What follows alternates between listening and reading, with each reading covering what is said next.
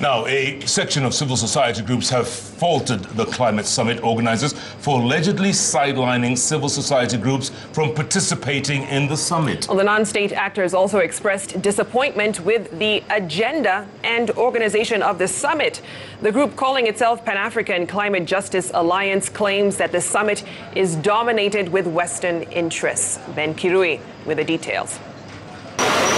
Days leading up to the highly anticipated Africa Climate Change Summit, a flurry of activity outside City Hall, long queues of environmentalists, scientists, and other civil society groups seeking registration and accreditation to participate in the three-day summit in Nairobi, while some have managed to acquire the all-important badge to access the Kenyatta International Convention Center, the venue of the event.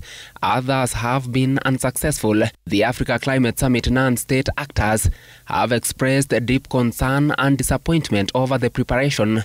The hallmark of the organizational confusion and inertia manifests in the accreditation process, where exhausted delegates are tossed from the accreditation venue to the Ministry of Environment for clearance process for what is said to be approval.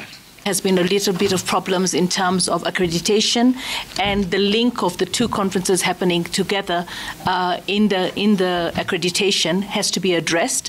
And I spent quite a lot of time last night. I think we were talking with the civil society groups, also voicing concerns over the agenda of the summit, saying there have been organizational lapses and dominance of Western interest at the expense of the African states.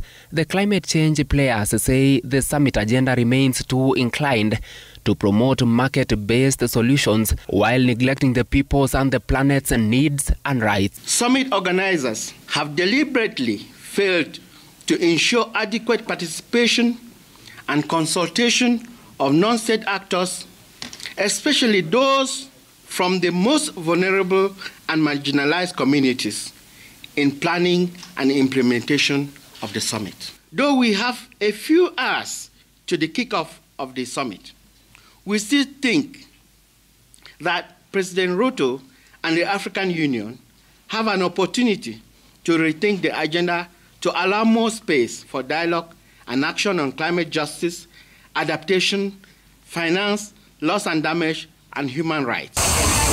Meanwhile, environmental conservationists staged a grand procession of electric vehicles in Nairobi, led by Dr. Isaac Kalua, the founder of Green Africa Foundation. A convoy of sleek electric vehicles silently glided through Langata Road to State House.